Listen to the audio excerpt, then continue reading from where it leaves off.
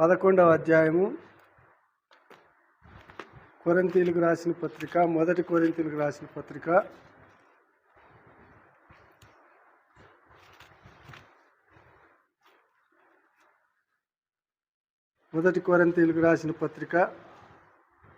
11వ అధ్యాయము 23వ వచనం నుంచి మార్చి చదువుకుంటాం. 23 నుంచి 23 నేను చదువుతాను, మీరు అట్లా చదవండి.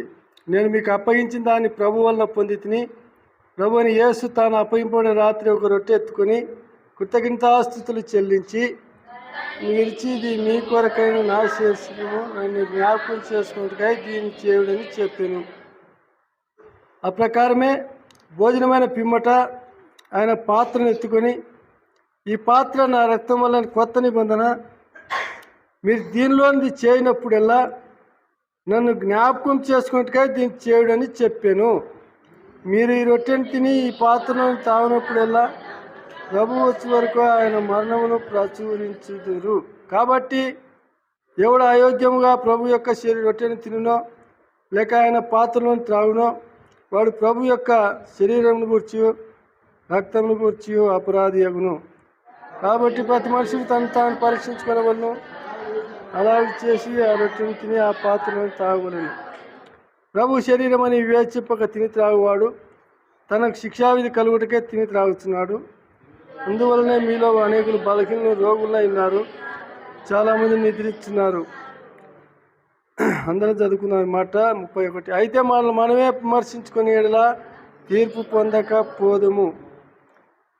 చిన్న ప్రార్థన చేసుకున్నాం. ప్రేమగల తండ్రి, పరిశుద్ధులైన దేవా, ఉదయ కాలంలో మరొకసారి మీ పాద సన్నిధికి మేము ఇస్తూ ఉన్నాం. ఆయన మీరు మాతో మాట్లాడము. ప్రభు ఆరాధన వర్తమానంలో ఆరాధించే నీ బిడ్డలకు తోడుగా ఉంటూ వచ్చినందుకు వందనాలు. ప్రభు మళ్ళీ తిరిగి మీ పాద సన్నిధికి వస్తూ ఉన్నాం. బలలో యోగ్యమైన రీతిలో చేవేయుటకు ప్రభు నన్ను నేను పరీక్షించుకొని, మమ్మల్ని మేము పరీక్షించుకొని ప్రభు నీ రాజ్యానికి సిద్ధపడడానికి, నీ రాకడకు సిద్ధపడడానికి, ప్రభు ఈ లోకాన్ని వదలడానికి సిద్ధపడడానికి మాకు సహాయం చేయము. పరలోకపు తండ్రి, మీ శరీరము మీ రక్తాన్ని ఇచ్చారు. ప్రభువా, నిజంగా ఎంత గొప్ప దేవుడు. నిజంగా మీరు పిలిచిన పిలుపు బట్టి వందనాలు, మీరు ఆహ్వానించిన మీ ఆహ్వానంకై వందనాలు. ప్రభువా, ఈ విందును బట్టి, రసాన్ని బట్టి వందనాలు చెల్లిస్తూ, భోజనాన్ని బట్టి వందనాలు చెల్లిస్తూ ఉన్నాం. యోగ్యులుగా చేయండి, అర్హులుగా చేయండి. అర్హత కలిగి యోగ్యులంగా పాలు పొందడానికి సహాయం చేయము. నిర్లక్ష్యము, అలక్ష్యము, నిద్రమొప్పు తీసివేయండి. పరలోకపు తండ్రి, ఈ యొక్క ఉదయకాలంలో మీ పాద సన్నిధిలో యేసు ప్రభు శ్రేష్టమైన నామమును స్తుతించి ఆరాధించి వేడుచున్నాం తండ్రి. ఆమేన్. ఉదయకాలంలో మనము భాగ్యవంతులమని తెలుసుకున్నాం. ఎవరికంటే భాగ్యవంతులము? లేయా కంటే భాగ్యవంతులము, మోసే కంటే భాగ్యవంతులము, సులంబతి కంటే భాగ్యవంతులము, ఇజ్రాయేల్ కంటే భాగ్యవంతులు. కాబట్టి భాగ్యవంతులమైనట్లు భాగ్యులమనబడిన మనం కూడా సిద్ధపాటు కలిగి ఉండాలి. మన అంశం ఏంటంటే సిద్ధపాటు. ఎక్కడ సిద్ధపడాలా, ఎందుకు సిద్ధపడాలంటే, పెళ్ళికి వెళ్ళాలంటే సిద్ధపడతాం. పెళ్ళికి వెళ్ళాలంటే సిద్ధపడతాం. ఎన్ని గంటలకు బస్సు వస్తుంది, ఎన్ని గంటలకు ట్రైన్ వస్తుంది, మరి అక్కడ ఎన్ని రోజులు ఉంటాము, ఎన్ని రోజులు బట్టలు పెట్టుకోవాలా, మరి అక్కడ ఏమేమి చేస్తాము, మళ్ళీ ఎప్పుడు వస్తాము, ఇదంటే సిద్ధపాటు కలిగి ఉంటాం. కాబట్టి ఎక్కడైనా భోజనానికి వెళ్తున్నామంటే సిద్ధపాటు కలిగి ఉంటాం. ఒకరోజు ముందే పిలుపు వస్తుంది. కాబట్టి మనం కూడా పరలోక రాజ్యానికి వెళ్ళాలంటే యేసుప్రభు వారు సిద్ధపాటు కలిగి ఉన్నామని చెప్తా ఉన్నాడు. కాబట్టి మీ కొరకు నేను స్థలం సిద్ధపరచ వెళ్తున్నానని చెప్తాడు 14వ అధ్యాయం యోహాను సువార్తలో. కాబట్టి మన కొరకు అంతే సిద్ధపరిచి పెట్టాడు, అన్నీ సిద్ధపాటు చేసి పెట్టాడు, అన్నీ సిద్ధపరిచాడు. కానీ మనము సిద్ధపడం, నిర్లక్ష్యంగా ఉంటాం, అలక్ష్యంగా ఉంటాం. కాబట్టి బలలో చేయి వేయడానికి ముందు మనం పరీక్షించుకోవాలా, మనం పరిశీలించుకోవాలా. యోగ్యులంగా ఉన్నామా లేదా, సిద్ధపడ్డామా లేదా. ఒకవేళ సిద్ధపడకుండా పోతే ఏమవుతుంది?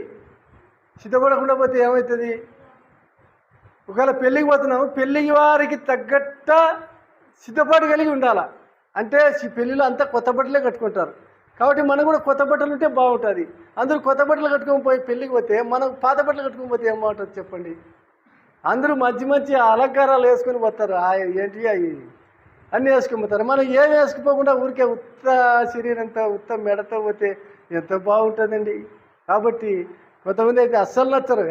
ఏం పోతారు కొనిపించినా అని యానికి గతి లేదు, నీకు యానికి గతి లేదు, నేనెట్టుగా రావాలి పెళ్ళికి అంటారు. కాబట్టి సిద్ధపాటు కలిగి ఉండాలి.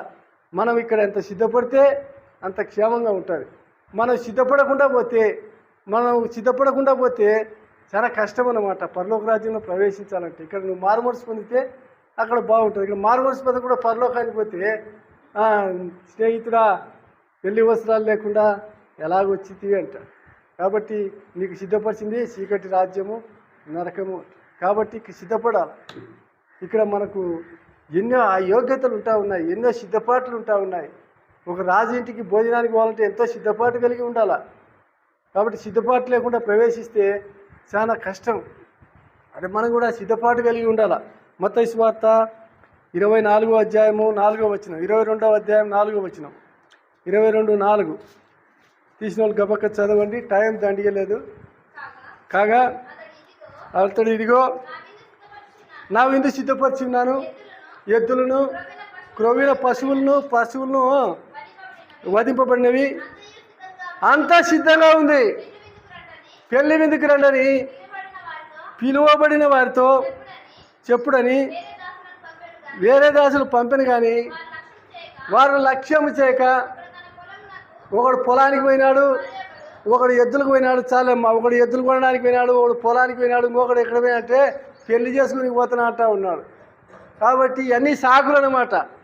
ఎద్దులు కొనకతలికే వాడు చెకప్ చేసుకొని కొంటాడు, చెకప్ చేసుకోకుండా కొంటే ఎట్లా? కాబట్టి పెళ్ళి చేసుకునేవాడు పెళ్ళి చూడడానికి పోతాడట, పెళ్ళి చేసుకొని చూడడానికి పోతాడా, పెళ్ళి చూసి వచ్చి పెళ్లి చేసుకుంటాడు. అన్ని సాకులు చెప్తా ఉన్నారు. కాబట్టి సిద్ధపాటుకు ఎవరు సిద్ధపడకుండా పోతూ ఉన్నారు. కాబట్టి చివరి దినాల్లో మరి రక్షణ అంటే ఏందో, మారు మనసు అంటే ఏందో, ఈ రెండు పదాలకు అర్థాలు లేకుండా పోతూ ఉన్నాయి. రక్షించబడ్డావా అంటే వాడు మన ప్రవర్తన చూస్తే వాడు రక్షణ పొందినడానికి గుర్తే లేదు. మారు మనసు పొందినావంటే మారు మనసు పొందిన దానికి గుర్తే లేదు. మారు మనసు పొందిన దానికి ఎట్ట మారు మనసు పొందుతుంది? బండబూతులు వచ్చి ఎట్ట మారు మనసు పొందుతుంది? బండబూతులు మాట్లాడితే నోటితో ఎట్ట రక్షణ పొందుతుంది ఏంట? నువ్వు బండబూతులు మాట్లాడి నోరుతో నేను రక్షణ పొందినా అంటే ఎంత బాగుంటుంది అది? మాటలే మారకపోయా, నీ భక్తి నీ పని నీ భవిష్యత్తే మారకపోయా, ఎట్లా రక్షణ పొందుతుంది అని ఇంతకుముందు కూడా మీకు చెప్పినా అనుకుంటా. నా కొలింగులో ఒకసారి మందిరంలో పని చేస్తూ ఉంటే ఆయన బాప్తీసం పుచ్చుకున్నాడు, అందరూ బాప్తీసం తీసుకునే పని చేస్తూ ఉన్నారు. ఆయన గోడను పగలగొట్టంటే గోడకు రంధ్రం వేళ కొట్టంటే కదే అని కొట్టని సమ్మెడి తీసుకొని పోతున్నాడు. అన్న మారుమనసు పొందినావా అన్న, బాప్తీసం తీసుకున్నావా అన్న అంటే తీసుకున్నా, బాప్తీసం తీసుకున్నా, పేరు మార్చుకున్నా, అన్నీ మార్చుకున్నాడు. అంటే ఇందాక ఏమంటివి అన్నాను, ఏమంటి లేదే అన్నాడు. ఇందాక అన్యాసుడు మళ్ళా చెప్పు అంటే అట్టనా అంటాడు. అట్టనా అంటే అన్న అంత బండబూతులు మాట్లాడి దేవుని సన్నిధిని మనం నిర్లక్ష్యం చేస్తూ ఉన్నాం. చూడండి, మనల్ని చూసేవాళ్ళు ఏమంటారంటే ఈడు చూసి చర్చికి పోతాడు, ఈడు కూడా దేవుడిని నమ్ముకున్నాడు, ఈయన మాటలే మారలేదు, పచ్చి బండబూతులు వస్తున్నాయి, ఎట్లా దెమ్ముకుంటాడు దేవుడిని అంటా ఉన్నారు లోకస్తులు. కాబట్టి మనం జాగ్రత్త గమనించాలా. రాజు దగ్గరికి పెళ్లి విందుకు పోయినప్పుడు పెళ్లి విందుకు వారికి తగ్గట్టే మనం కూడా ప్రవర్తించాలా. కాబట్టి మనము సిగ్గులేని ముఖంతో మన ప్రభుని ఎదుర్కోవాలా. కాబట్టి ఇక్కడ అసలు విషయం ఏంటంటే, ఒక యజమాని మంచి విందు చేశాడు, అన్నీ పెట్టాడు. ఒక యజమాని విందుకు పిలిచినాడు, ఆ విందులో అన్నీ ఏర్పాటు చేశాడు. లాస్ట్గా ఆ యజమాని విందైపోయినాడు. ఆ విందుకులో తాను అర్పించుకున్నాడు, తానే విందైనాడు. గొర్రెపిల్లగా తానే విందైపోయాడు. ఇది చాలా ఆశ్చర్యం. యేసు ప్రభు మనల్ని విందుకు పిలిచాడు, పరలోక రాజ్యానికి పిలిచాడు. ఆ విందు ఆయనే విందైపోయినాడు. నా శరీరం తినండి, నా రక్తాన్ని తాగండి అని చెప్పాడు. ఇది ఎంత ఆశ్చర్యమైన మాట, లోకంలో చాలా ఆశ్చర్యం అనిపిస్తుంది. కాబట్టి నన్ను తినండి, నన్ను తాగండి అని యేసు ప్రభు వారు చెప్పారు. కాబట్టి నన్ను తినండి, నన్ను తాగండి, నా వలే జీవించండి, నన్ను పోలి నడుచుకోండి అని చెప్పాడు. కాబట్టి మనం ప్రతి వారం కూడా మనం ఆయన శరీరమైనటువంటి భోజనములో, రొట్టెలో, ఆయన రక్తమైనటువంటి రసంలో మనం పాలు పొందుతూ ఉన్నాం. మనం దినదినము మార్పు పొందుతా రావాలా. దినదినము నువ్వు కొంత గ్రహించాలా, కొంత నూతనత్వం గ్రహించాలా. నేను నిన్న ఈ విధంగా ఉన్నాను, ఈరోజు ఈ విధంగా ఉండాలి. గత సంవత్సరం ఈ విధంగా ఉన్నాను, ఈ సంవత్సరం ఇలా ఉండాలా. కాబట్టి మన యొక్క అనుదిన యాత్ర నూతనపరచబడతా ఉండాలి. కాబట్టి ఏందయ్యా నూతనపరచబడితే అదే సిద్ధపాటు.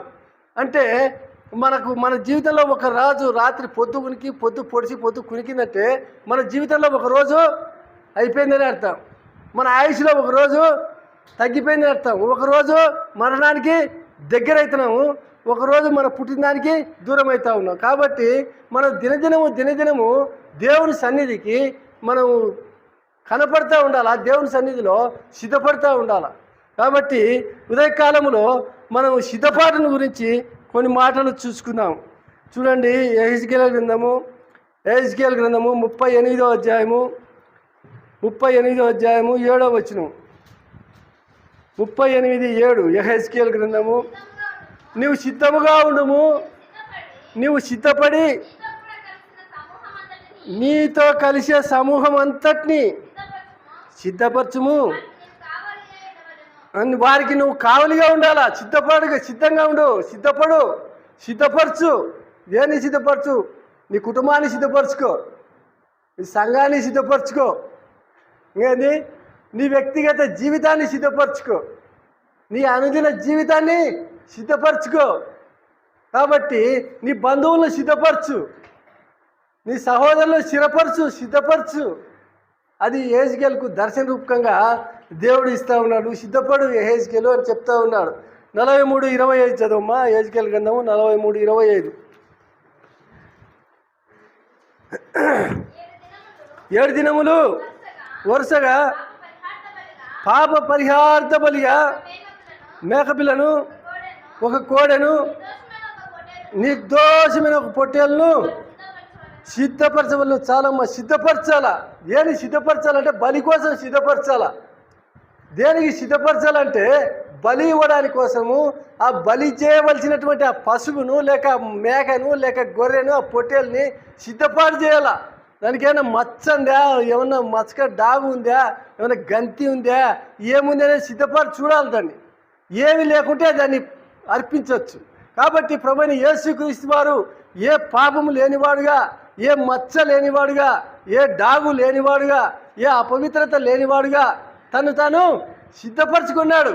ఎవరి కోసం సిద్ధపరచుకున్నాడంటే మన కోసం సిద్ధపడ్డాడు. మన పాపములను తీసివేయడానికైనా సిద్ధపడ్డాడు. సత్యాన్ని మనము ఎరగాల. ఈ యొక్క ఉదయకాలంలో, ఈ మధ్యాహ్న కాల సమయంలో నిజంగా మనల్ని మనం సిద్ధపరచుకోవాలా, మన సంఘాన్ని సిద్ధపరచుకోవాలా, మన కుటుంబాన్ని సిద్ధపరచుకోవాలా, మన వ్యక్తిగత జీవితాన్ని సిద్ధపరచుకోవాలా. కాబట్టి ఎంత మాత్రం మనం సిద్ధపాటు కలిగి ఉన్నాం. ఎట్లా సిద్ధపడాలంటే ఓ పెళ్ళికి వెళ్ళే వారు సిద్ధపడినట్టుగా మనం సిద్ధపడాలా. దేనికి సిద్ధపడాలంటే ఆ ప్రభు రాజ్యాన్ని ఎదుర్కోవడానికి, మధ్యాకాశంలో మేఘాల మీద రానైన ఆయనను మనం ఎదుర్కోవడానికి మనం సిద్ధపడాలి. కాబట్టి ఎలా సిద్ధపడతా ఉన్నాం? తింటా ఉన్నాము, త్రాగుతూ ఉన్నాము, మంచిగా బట్టలు కట్టుకుంటా ఉన్నాం, అన్నీ చేస్తూ ఉన్నాం. కానీ నిజంగా నా దేవుని కొరకు నేను సిద్ధపడాలా అనే గ్రహింపు లేకుండా పోతూ ఉంది. చివరి దినాల్లో లోకం భయంకరంగా ఉంటా ఉంది. యుద్ధాలు జరుగుతూ ఉన్నాయి, ఒకరి మీద తిరగబడుతూ ఉన్నారు, చర్చిలను అట్లా కాల్చిపడేస్తూ ఉన్నారు. నిజంగా దేవుని రాకడ సమీపంగా ఉంది. 99% సమీపంగా ఉంది. నేను గ్రహించింది ఏంటంటే దేవుని రాకడ దినాలు దగ్గరైనాయి. ఎంతో కాలం లేదు, ఇంకా దగ్గరికి వస్తూ ఉంది. కాబట్టి నిజంగా ఈ గ్రామంలో మరి కొన్ని వందల మంది ఉంటారు, కానీ ఏర్పరచబడిన వాళ్ళు మనమే కొంతమంది. కాబట్టి ఏర్పరచబడిన వారికి నిజంగా దేవుడిచ్చే మాట ఏంటంటే నువ్వు సిద్ధపడు, లోకాన్ని చూడవాకు, లోకాన్ని ప్రేమించవాక, కానీ నిన్ను నువ్వు సిద్ధపరచుకో. చేతనైతే నీ కుటుంబాన్ని సిద్ధపరచు, చేతనైతే సంఘాన్ని సిద్ధపరచు, నీ చుట్టుపక్కల వారిని సిద్ధపరచు. కానీ నువ్వు కూడా సిద్ధపడాలి. నువ్వు సిద్ధపడకుండా వేస్తే దేవుడు ఏడ్చేవాడుగా ఉంటావు. నిజంగా చాటున ఏడ్చను యోసేపు తన సహోదరులను చూసి యోసేపు చాటున ఏడ్చాడు. ఎందుకు ఏడ్చాడంటే తనను ద్వేషించారు, తను గుర్తుపట్టలేకపోయినారు, తను ఎరగలేకపోయినారు. ఐగుప్తు దేశాన్ని ఏలేది మావాడే, మా తమ్ముడే అని గుర్తుపట్టలేకపోయినారు. గుర్తు లేకపోతే చాటున వారి యొక్క ఎరగలేని స్థితిని బట్టి, వారు సిద్ధపడకపోవటం బట్టి, వారు గ్రహించలేక దాన్ని బట్టి యోసేపు ఏడ్చాడు. కాబట్టి నిజంగా మనం సిద్ధపడకపోతే ప్రభు నీ పక్షంగా ఎంతో కన్నీరు ఇచ్చేటువంటి. మనకు శిలువ ధ్యానాల్లో బాగా చెప్పింటారు. శిలువల్లో ఒక మాట, ఏం మాట? మీరు నన్ను గురించి ఏడవద్దు, మీకోసం మీ పిల్లల కోసం ఏడవండి. చూడండి ఎంత చెప్పాడో, ఎంత బాగా చెప్పాడు ఆయన. నిజంగా నా కోసం ఏడవద్దు, మీకోసము మీ పిల్లల కోసం ఏడవద్దు. నిజంగా మన కుటుంబాల కోసం మనం ఏడ్చేవారంగా ఉండాలి. మన గ్రామం కొరకు మనం ఏడ్చేవారంగా ఉండాలి. మన బంధువుల కొరకు మనం ఏడ్చేవారంగా ఉండాలి. కాబట్టి ఆ విధంగా మనం సిద్ధపాటు కలిగి ఉండాలి. సిద్ధపాటు చాలా ఇంపార్టెంట్. సిద్ధపాటు చాలా ఇంపార్టెంట్ అన్నమాట. ఇంకొక సిద్ధపాటు గురించి చూద్దాం. చూడండి, ఆమోసు గ్రంథము 4వ అధ్యాయము 12వ వచనం తీసిన చదవండి. ఆమోసు గ్రంథం. కాబట్టి ఇశ్రాయేలీయులారా, మీ ఎడల నిన్ను ఎలాగూ చేయుదునో గనుక ఇశ్రాయేలీయులారా, మీ దేవుని సన్నిధిని కనబడుటకై సిద్ధపడుడి. ఇక్కడ మీకు ఒక 7 వచనాలు చూపిస్తాను. 7 వచనాల్లో 7 రకాల సిద్ధపాట్లు ఉన్నాయి. మొదటిగా మనం దేనికి సిద్ధపడాలంటే దేవుని సన్నిధిలో కనబడడానికి సిద్ధపడాలా. దేవుని మందిరంలో సిద్ధపడాలా. దేవుని మందిరానికి వెళ్ళడానికి సిద్ధపడాలా. ఆరాధనకు వెళ్ళడానికి సిద్ధపడాలి. దేవుని కార్యక్రమాలకు వెళ్ళడానికి సిద్ధపడాలా. కాబట్టి నిజంగా దేవుని సన్నిధిలో కనబడు. దేవుని మందిరంలో కనపడితే దేవుని సన్నిధిలో కనపడట. యాండో దేవుని సన్నిధిలో ఎట్లా కనపడాలంటే దేవుని మందిరంలో, దేవుని ఆవరణలో కనపడితే దేవుని సన్నిధిలో కనబడినట్టు. కాబట్టి ఇక్కడ దేవుని స్థలం, ఇది పరిశుద్ధ స్థలం, ఇది పరలోకపు గవిని. కాబట్టి ఈ పరలోకపు గవినిలో మనం ప్రవేశిస్తూ ఉండాలా. నువ్వు ఎన్నిసార్లు ప్రవేశిస్తే అన్నిసార్లు దేవుని సన్నిధిలో కనబడినట్లు. నువ్వు ఎంత ఆరాధిస్తే అంత దేవునితో కనపట్టు. నిజంగా దేవుని మందిరంలో గడిపేవాడు ఎంతో ధన్యుడు. దావీదు అంటాడు, నా దేవుని ద్వారం బంధములో అయితే నేను కాచుకొని ఉంటానంటాడు. కాబట్టి ఉదయకాలంలో మనం దేవుని మందిరంలో మనము సిద్ధపడాలా. దేవుని సన్నిధిలో కనబడడానికి సిద్ధపడాలా. మొదటిగా దేవుని సన్నిధిలో కనపడాలా. రెండవదిగా చూద్దాం. చూడండి, యెజ్రా గ్రంథము 10వ అధ్యాయం 11వ వచనం. యెజ్రా గ్రంథము. కాబట్టి నీ పితరుల దేవుడైన యెహోవా ఎదుట నీ పాపమును ఒప్పుకొని ఆయన చిత్తానుసారంగా కనబడుటకు సిద్ధపడాలి. ఆయన చిత్తానుసారంగా నడుచుకునే దానికి సిద్ధపడాలి. మన ఇష్టానుసారం కాదు. మన సొంత చిత్తానికి మనం సిద్ధంగా ఉండకూడదు, కానీ ఆయన చిత్తానుసారంగా. మళ్ళీ చదవమ్మా మాట. కాబట్టి మీ పితరుల దేవుడు. ఎవరయ్యా పితరుల దేవుడు అంటే యెహోవా ఎదుట మీ పాపములను ఒప్పుకొని ఆయన చిత్తానుసారంగా నడుచుకున్నటకు సిద్ధపడాలి. చాలా ఆయన చిత్తానుసారంగా మన పాపములు మనం ఒప్పుకొని సిద్ధపడాలా. పాపాన్ని ఒప్పుకోకుండా సిద్ధపడలేము. పాపాన్ని ఒప్పుకొని సిద్ధపడాలి. మన పాపాలను మనము ఒప్పుకొనాలా. ఒప్పుకుంటే మనం సిద్ధపాటు కలిగి ఉంటాం. మన పాపములు మనం ఒప్పుకొని ఆ దేవుని సన్నిధిలో సిద్ధపడాలి. నిజంగా దేవుని సన్నిధిలో సిద్ధపడడం అంటే దేవుని సన్నిధిలో, దేవుని మందిరంలో కనపడాలా మొదటిగా. రెండవదిగా ఆయన చిత్తానుసారంగా మనం సిద్ధపడాలా. ఆయన చిత్తానుసారంగా సిద్ధపడాలి. కాబట్టి నిజంగా ఆయన సన్నిధిలో నిజంగా మనం సిద్ధపాటు కలిగినటువంటి వారంగా ఉండాలి. నిజంగా ఈ సిద్ధపాటు అనేది చాలా ముఖ్యమైనది. మూడవదిగా చూడండి, 2వ తిమోతి పత్రిక 3వ అధ్యాయం 16వ వచనం. మూడవ మాటగా సిద్ధపాటు 2వ తిమోతి 3వ అధ్యాయం 16వ వచనం చదువుమా. దైవజనుడు సన్నద్ధుడై ప్రతి సత్కార్యమునకు పూర్ణముగా సిద్ధపడి ఉండునట్లు దైవావేశం వలన చాలమ్మా ప్రతి దానికి పూర్ణంగా సిద్ధపడాలి. దేనికి సిద్ధపడాలంటే దేనికోసం సిద్ధపడాలంటే ఆయన సన్నిధిలో దేనికి సిద్ధపడాలంటే మొదలదమ్మ మాట ప్రతి సత్కార్యము అంటుంది కదా. ప్రతి సత్కార్యమునకు సిద్ధపడాలా. ప్రతి సత్కార్యానికి సిద్ధపడాలా. మొదటిగా దేవుని మందిరంలో కనబడాలా. రెండవదిగా ఆయన సన్నిధిలో సిద్ధపడాలా. మూడవదిగా ఆయన సత్కార్యాలు ఏంటి? మంచి సత్కార్యం అంటే మంచి కార్యాలు ఏవేవైతే ఉన్నాయో వాటిని చేసేదానికి మనము సిద్ధపాటు కలిగి ఉండాలా. మంచి కార్యాలు ఏమేంటి? మంచి కార్యాలు అంటే నిజంగా లోకంలో ఎన్నో మంచి కార్యాలు ఉంటాయి, దాన ధర్మాలు ఉంటాయి, పూజలు ఉన్నాయి, మరి బట్టలు మార్చుకునేది ఎన్నో మంచి కార్యాలు, లోక సంబంధమైన కార్యాలు ఉన్నాయి. కానీ ప్రభు సన్నిధిలో ప్రతి సత్కార్యమునకు సిద్ధపడాలా. సత్కార్యమునకు అంటే మనం ప్రేమించాలా, సంఘాన్ని ప్రేమించాలా. రెండవదిగా వితంతులు విధవరాలను వాళ్ళను కనిపెట్టుకొని వాళ్ళ కోసం ప్రార్థన చేయాలా, వారి చేతైతే సాయం చేయాలా.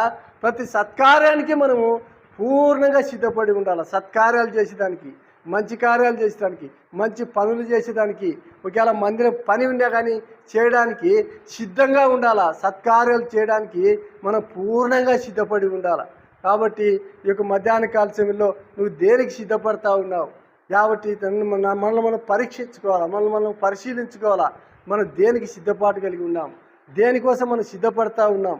సత్కార్యాలు చేయడానికి సిద్ధంగా ఉన్నామా? మన దేవుని సన్నిధిలో, దేవుని మందిరంలో కనబడడానికి సిద్ధంగా ఉన్నామా? కాబట్టి మధ్యాహ్న కాల సమయంలో మనం పరీక్షించుకోవాలా, మనం పరిశీలించుకోవాలా. నిజంగా మన సమర్పణ విషయంలో ఏ విషయంలో మనము మన సత్కార్యాలు చేస్తూ ఉన్నాము. నిజంగా చెడు ఈ కాలంలో మంచి కన్నా చెడు ఎక్కువగా ప్రాకిపోతూ ఉంది. ఏదైనా ఒక చెడ్డ వార్త వచ్చినట్టే క్షణాల పైన అది అందరి చెవులలోకి చేరేస్తుంది. అదే మంచి మాట ఏదైనా ఉందంటే అది స్లోగా వెళ్తుంది. కాబట్టి నిజంగా మంచి కార్యాలకు మనం ముందుండాలా, మంచి పనులకు ముందుండాలా. కాబట్టి ఈ యొక్క మధ్యాహ్న కాల సమయంలో నిజంగా సత్కార్యాలకు, మంచి కార్యాలు చేసేదానికి మనము సిద్ధంగా ఉండవలసిన వారంగా ఉన్నాం. అదే మాట ఇంకొక మా దాంట్లో తీతు పత్రిక, తీతు 3:2 కూడా అదే మాటే ఉంటుంది. చూడండి, తీతుకు రాసిన పత్రిక. ఎందుకనగా మనం కూడా మునుపు అవివేకులను అవిధేయులమును మోసపోయిన. తీతుకు పత్రిక 3వ అధ్యాయం 2వ వచనం. తీతు పత్రిక 3వ అధ్యాయం 2వ వచనం. సిద్ధంగా ఉండు అనే మాట ఉంటుంది. తీతు ప్రతి సత్కార్యం చేయుటకు సిద్ధపడి ఉండు. చదువమ్మా. ప్రతి సత్కార్యం చేయుటకు సిద్ధపడి ఉండాలి, సిద్ధంగా ఉండాలి ఎప్పటికీ. ఆ 2 మాటలు నేను చెప్పినటువంటి 2 తిమోతి 3:16, తీతు పత్రిక 3:2 ఈ 2 వచనాలు ఒకటే అనమాట. 2 వచనాలు ఒకటే. నేను ఆ 2 వచనాలు మీకు చూపిస్తా ఉన్నా. కాబట్టి మనం ప్రతి సత్కార్యానికి సిద్ధంగా ఉండాలి. కాబట్టి మనం ఏ కార్యాలకు సిద్ధంగా ఉంటా ఉన్నాం? లోకంలో చెడ కార్యాలకు సిద్ధంగా ఉంటారా? మంచి కార్యాలకు సిద్ధంగా ఉంటావా? నువ్వు మనం పరీక్షించుకోవలసిన వారంగా ఉంటా ఉన్నాం. ఇంకో మాట చూడండి, రోమపత్రిక 1వ అధ్యాయం 15వ వచనం. రోమ 1:15 చదువమ్మా. కాగా నా వలనైనంత మట్టుకు రోమాలోని మీకును సువార్త ప్రకటించుటకు సిద్ధంగా ఉన్నాను. చాలమ్మా, సువార్త ప్రకటించడానికే సిద్ధంగా ఉండాలా.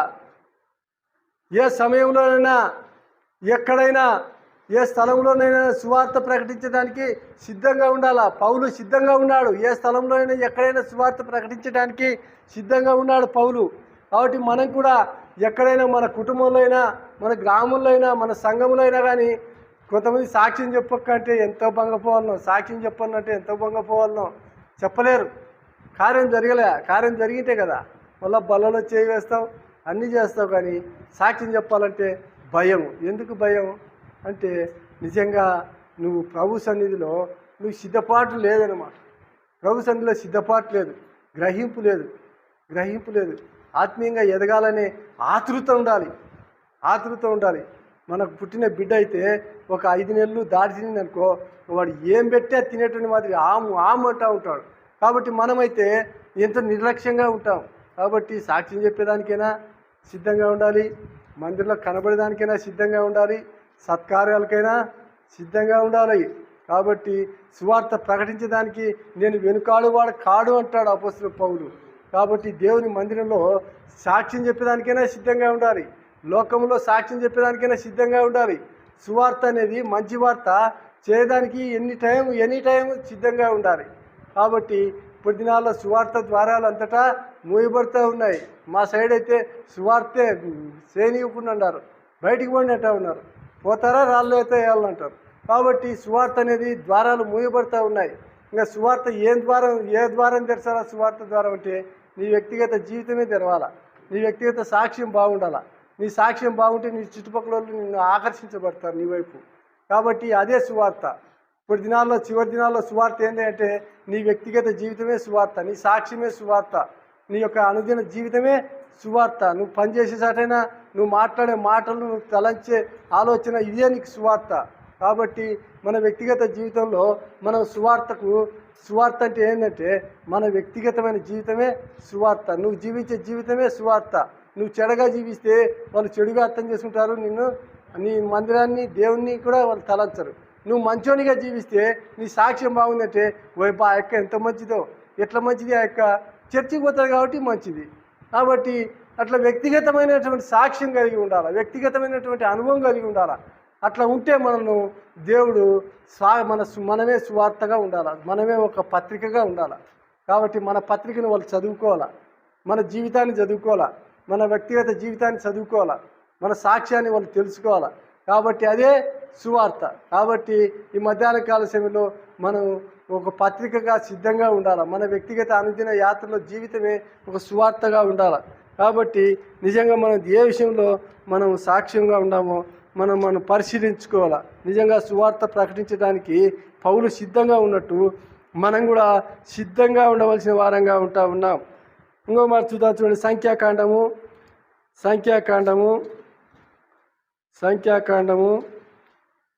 32వ అధ్యాయము. సంఖ్యాకాండము 32వ అధ్యాయము 32:20. సంఖ్యాకాండము 32:20. అప్పుడు మోసే వారితో, మీరు మీ మాట మీద నిలిచి యెహోవా సన్నిధిని యుద్ధమునకు సిద్ధపడి, యెహోవా తన ఎదుట నుండి తన శత్రువులను వెళ్ళగొట్టు వరకు యెహోవా సన్నిధిని మీరందరూ యుద్ధ సన్నద్ధులై యొర్దాను అవతలికి వెళ్ళిన ఎడల చాలమ్మ. ఇక్కడ ఈ 32వ అధ్యాయం 20వ వచనంలో మోసే ఏం చెప్తున్నాడంటే మీరు సిద్ధంగా ఉండాలా. దేనికి సిద్ధంగా ఉండాలంటే యుద్ధానికి సిద్ధంగా ఉండాలా. ఇజ్రాయెల్ ప్రజలు యుద్ధం చేయడానికి సిద్ధంగా ఉండండి అంటూ ఉన్నాడు.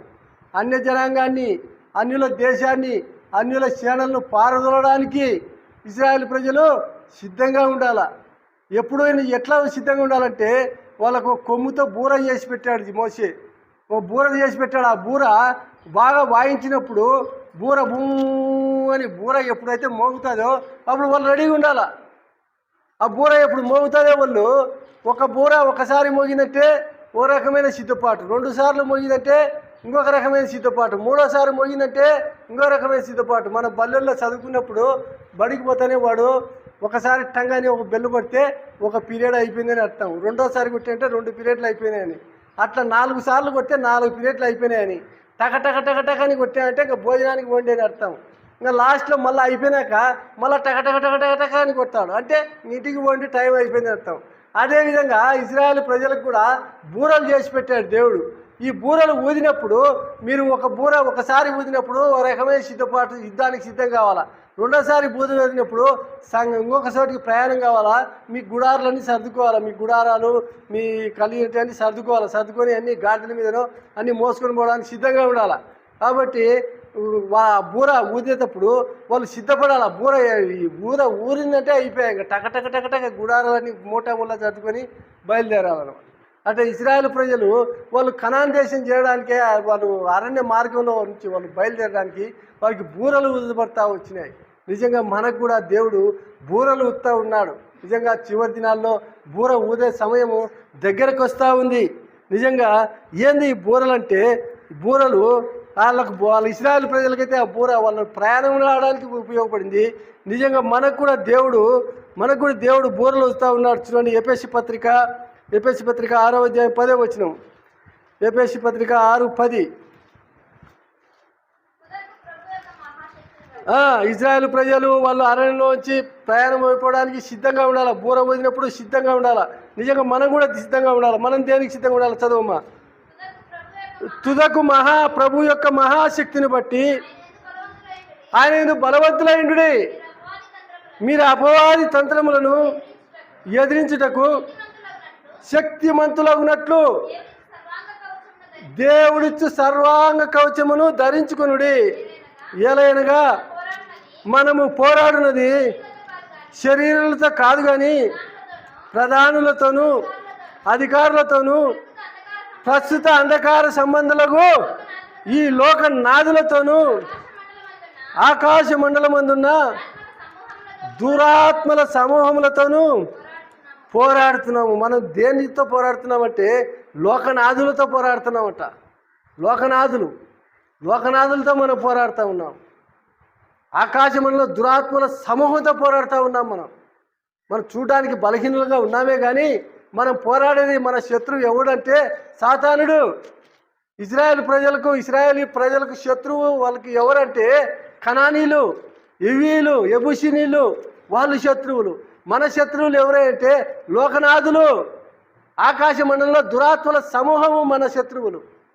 మన బంధువులు మన శత్రువులు కాదు, మన గ్రామస్తులు శత్రువులు కాదు, మన యొక్క ఇరుగు పొరుగు వారు మన శత్రువులు కాదు. మన శత్రువులు ఎవరంటే లోకనాథులు మన శత్రువులు. ఆకాశ మండలంలో దురాత్మల సమూహం మన శత్రువు. కాబట్టి వారిని మనము జయించాల. చదవమ్మ, ముందుకు చదవమ్మట్లే. అందుచేతను మీరు ఆపత్తిన మందు వారిని ఎదిరించుటకు సమస్తమును నెరవేర్చిన వారై నిలవబడుటకును శక్తిమంతులగునట్లు దేవుడిచ్చు సర్వాంగ కవచమును ధరించుకోండి. చదువమ్మా.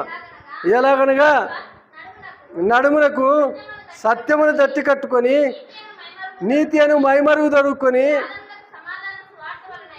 పాదములకు సమాధానము స్వార్థను దడవలైన సిద్ధ మనస్సు జోడు తొడుగుకొని నిలవబడుడి. ఇవన్నీ గాక విశ్వాసమైన డాలు పట్టుకో.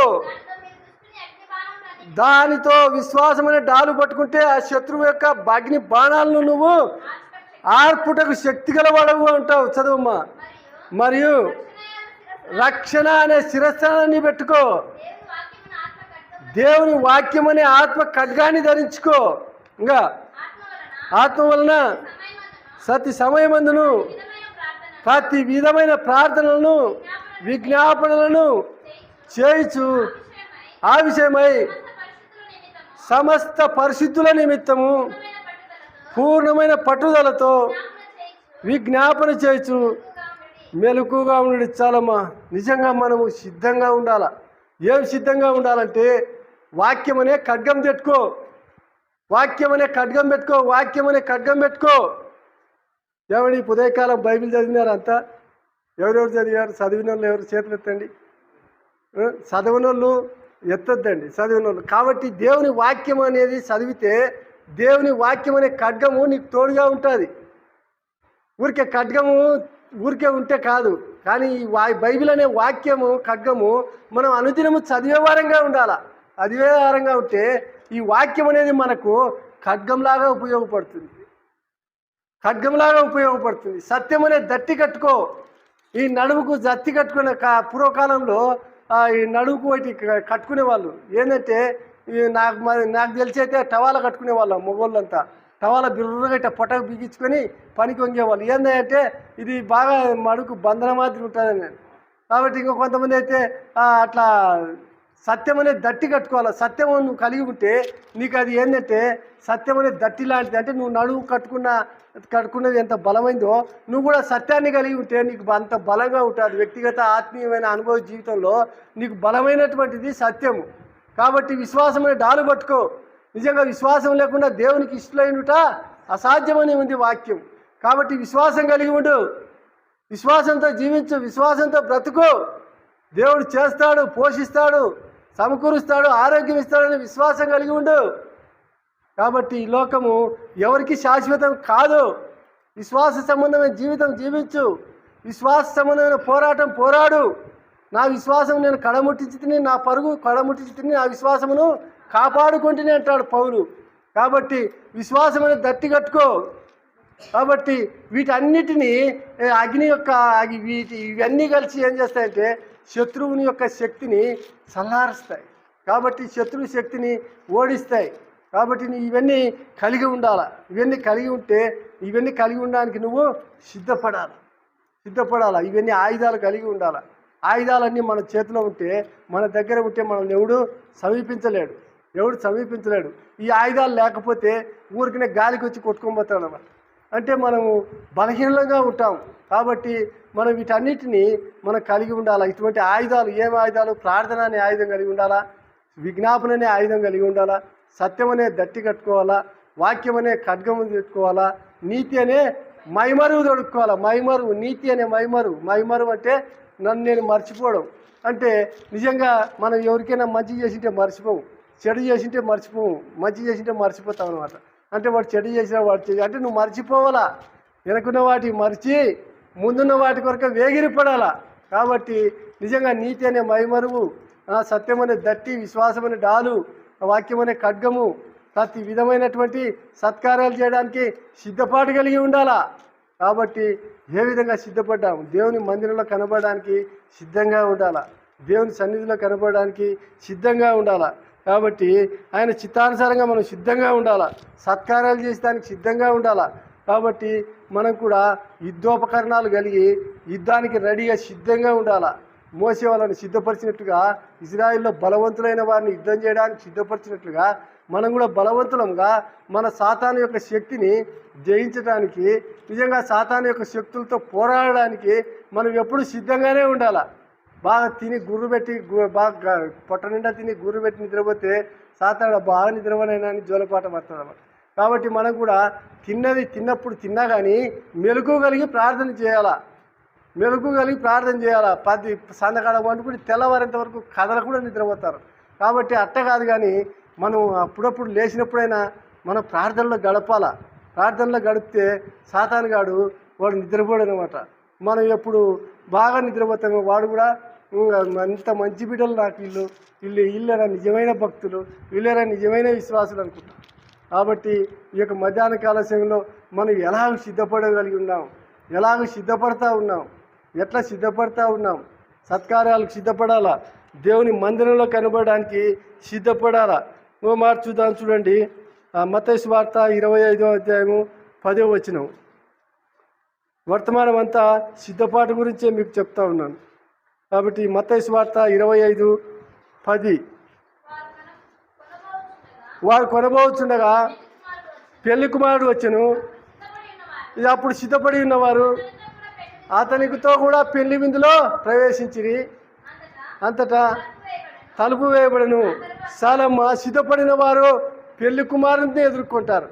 సిద్ధపడిన వారు పెళ్లికి బయలుదేరినారు, పెళ్లికి వెళ్ళినారు. సిద్ధపడిన వారు, సిద్ధపాటు లేని వారు విడవబడ్డారు. సిద్ధపాటు లేని వారు వెనక్కి వచ్చారు. సిద్ధపాటు లేని వారికి తలుపు వేయబడింది, సిద్ధపడిన వారికి తలుపు తెరవబడింది. కాబట్టి నువ్వు నేను కూడా సిద్ధపడాలా. దేనికి సిద్ధపడాలంటే పెళ్లికి సిద్ధపడాలా. నువ్వు నేను దేనికి సిద్ధపడాలంటే దేవుని రాజ్యానికి సిద్ధపడాలా, దేవుని పరలోక పట్టణానికి సిద్ధపడాలా. కాబట్టి మనం దేనికి సిద్ధపడతా ఉన్నాం? నిజంగా మనం లోక సంబంధమైన దానికి సిద్ధపడతా ఉన్నామా? నిజంగా మన పునాదులు కలిగిన పట్టణం కొరకు సిద్ధపడాలా. కాబట్టి ఈ మధ్యాహ్న కాల సమయంలో మనము ఆ బుద్ధి లేని కన్యకల కాకుండా బుద్ధి కలిగిన కన్యకలాగా ఆ నూనె స్టాకు పెట్టుకున్నటువంటి ఆ బుద్ధిగల కన్యకలాగా, వాళ్ళ బుద్ధిగల కన్యకలు సిద్ధపడినట్లుగా మనం కూడా సిద్ధపడాలా. మన భక్తి మనం తీసుకొని పోవాలా. మనం చేసిన మంచి కార్యాలు మన వెంట వస్తాయి. కాబట్టి మన పేరు ప్రఖ్యాతులు మన వెంట వస్తాయి. కానీ మన ఆస్తి మన వెంట రాదు, మన డబ్బు మన వెంట రాదు, మన బంగారు ఆభరణాలు మనతో రావు, మనకు కలిగింది ఏది రాదు. కానీ మనం చేసినటువంటి నీతి క్రియలు మన వెంట వస్తాయి. కాబట్టి మనం సిద్ధపాటు కలిగి ఉండాలా, సిద్ధపడాలా.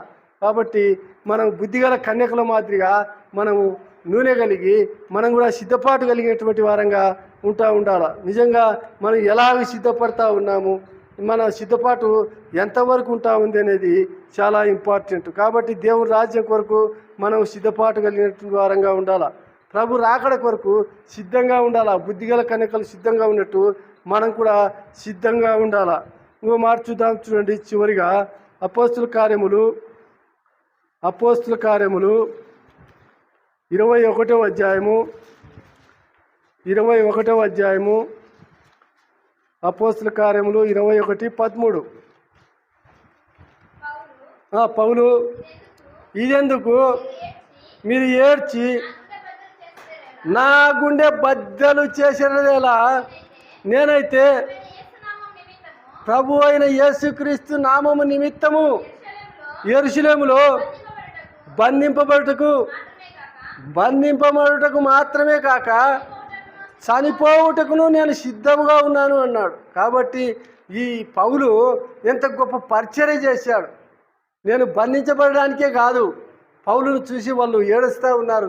పౌలు దగ్గర ఉన్న వాళ్ళు, నువ్వు యెరూషలేముకి పోతే నిన్ను బంధిస్తారు, నిన్ను కొడతారు, నిన్ను చంపుతారని వాళ్ళు భయపడుతూ వాళ్ళు ఏడుస్తూ ఉంటే వాళ్ళకు చూసి పౌలు అంటూ ఉన్నాడు, మీరెందుకు నా గుండెను బద్దలు చేస్తారు, మీరెందుకు నన్ను బద్దలు చేస్తారు, నా గుండెను బద్దలు చేస్తారు, నేను మళ్ళా చదువు మాట చనిపోవటకును అంటాడు కదా. నేనైతే ప్రభు అయిన యేసుక్రీస్తు నామము నిమిత్తము యెరూషలేములో బంధించబడడానికే కాదు కానీ చనిపోవటకును సిద్ధంగా ఉన్నాను. చనిపోయేదానికి కూడా సిద్ధంగా ఉండాలా. కాబట్టి ప్రభు సన్నిధిలో కనబడడానికి సిద్ధంగా ఉండాలా, చనిపోయేదానికి కూడా సిద్ధంగా ఉండాలా. కాబట్టి దేనికైనా సిద్ధంగా ఉండాలా. చావంటే భయపడకూడదు. కాబట్టి మన పాటలలో కూడా ఉంటుంది, లేచినాడురా సమాధి గెలిచినాడురా, చావు అంటే భయం లేదు అంటారు. కాబట్టి మనం దేనికి భయపడకూడదు. లోకంలో సావు కూడా భయపడకూడదు, జీవించడానికైనా భయపడకూడదు. నిజంగా దేవుని వాక్యము మనం ధైర్యపరిచేదిగా ఉంటా ఉంది, బలపరిచేదిగా ఉంటా ఉంది. కాబట్టి నేను కూడా ఒక పర్యాయము హాస్పిటల్లో భయం అనేది వచ్చింది నాకు.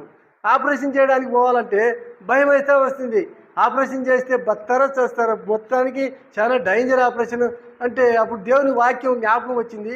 నీతిమంతుడు సింహం వలె ధైర్యంగా ఉండని క్యాలెండర్లో ఒక మాట గుర్తుకొచ్చింది. ఇంట్లో ఎప్పుడో చూసిన వాక్యంలో ఆ క్యాలెండర్ వాక్యం గుర్తుకొచ్చింది. నీతిమంతుడు సింహం వలె ధైర్యంగా ఉంటా అంటే, అవునా, నేను నీతిమంతుడే కదా, నేను దేవుడిని నమ్ముకున్నా కదా, నేను ప్రభు యొక్క కార్యక్రమాల్లో పాలు పొందేవాడిని కదా, నిజంగా నేను ఎందుకు భయపడాలా? ఓకేగా నాకు భయమే లేదు, చనిపోయినా ఒకటే బతికినా ఒకటే అనేది ఒక ధైర్యం వచ్చేసింది. ధైర్యం వచ్చినప్పుడు ఇంకా ఏమీ మారుమాట చెప్పలేకపోయాను, ఇంకా ఏం భయపడలేక. కాకపోతే దేవుడు దాన్ని మరణించేదాన్ని జీవంగా మార్చినాడు. కాబట్టి చనిపోవాల్సినటువంటి నన్ను కూడా దేవుడు బతికిచ్చాడు. కాబట్టి ఈ మాట నేను ధైర్యంగా చెప్పగలను. నిజంగా నీతిమంతుడు అయితే నువ్వు సింహంగా ధైర్యంగా ఉండు, అన్ని కార్యాలకు సిద్ధంగా ఉండు, దేవుని మందిరంలో కనబడడానికి సిద్ధంగా ఉండు. కాబట్టి మధ్యాహ్న కాల సమయంలో నిజంగా నీ సిద్ధపాటు దేవుడు నీకు ప్రతిఫలం ఇస్తాడు. నువ్వు సిద్ధపడేదానికి దేవుడు నిన్ను ఎదుర్కొనేదానికి సిద్ధంగా ఉన్నాడు. కాబట్టి నువ్వు సిద్ధపడు, బుద్ధిగల కన్యకల మాదిరిగా సిద్ధపడగలిగి ఉండు. కాబట్టి దేవుని సన్నిధిలో కనబడడానికి సిద్ధంగా ఉండు, పూర్ణంగా దేవుని ప్రతి సత్కార్యం చేయడానికి సిద్ధంగా ఉండు, దేవుని సన్నిధిలో కనబడడానికి ప్రతి అనుక్షణము సిద్ధంగా ఉండు, దేవుని మందిరంలో కనపడడానికి సిద్ధంగా ఉండాలి. కాబట్టి ఈ యొక్క మధ్యాహ్న కాల సమయంలో నిజంగా చనిపోవడానికి కూడా ప్రభువాని చిత్తమైతే చనిపోవడానికి కూడా నేను సిద్ధంగా ఉన్నాను అంటే దేవుడు ఎంత సంతోషించేవాడు అంటాడు. కాబట్టి ఈ యొక్క మధ్యాహ్న కాల సమయంలో మనం దేనికి సిద్ధపాటు కలిగి ఉన్నాం, మనం దేవునికి సిద్ధపడుతూ ఉన్నాం. కాబట్టి ఈ మధ్యాహ్న కాల సమయంలో మన సిద్ధపాటు మనం సిద్ధపడదు కాక. చూడండి, ఆ మాట ఇంకో మాట చదువుకొని మా బలలో పాల్పొందాం. 1 కొరింథీ పత్రిక 11:23 మాట చూసుకొని బలలో పాలు పొందుతాం. 11:23 చదువమ్మా. నేను మీకు అప్పగించిన ప్రభు అయిన యేసు ఒక రొట్టెని ఎత్తుకొని కృతజ్ఞతాస్తుతులు చెల్లించి దాన్ని విరిచి, ఇది మీ కొరకైన నా శరీరము, నన్ను జ్ఞాపకం చేసుకున్నట్టుకై దీన్ని చేయడని చెప్పింది. చాలా మన ఆయన ప్రభువును మనం జ్ఞాపకం చేసుకోవాలా. ప్రభువును జ్ఞాపకం చేసుకొని ప్రభు రాకడ కొరకు సిద్ధంగా ఉండాలా. నిజంగా ప్రభు పెట్టే ఆ విందు, ఆ విందులో ఆయనే గొర్రెగా చేయబడ్డాడు, ఆయన పశువుగా చేయబడ్డాడు, బలి పశువుగా చేయబడ్డాడు. నిజంగా ఆ విందుకు మనము సిద్ధంగా ఉండాలా. నిజంగా అలాంటి విందుకు మనం కూడా సిద్ధపడుతుగాక.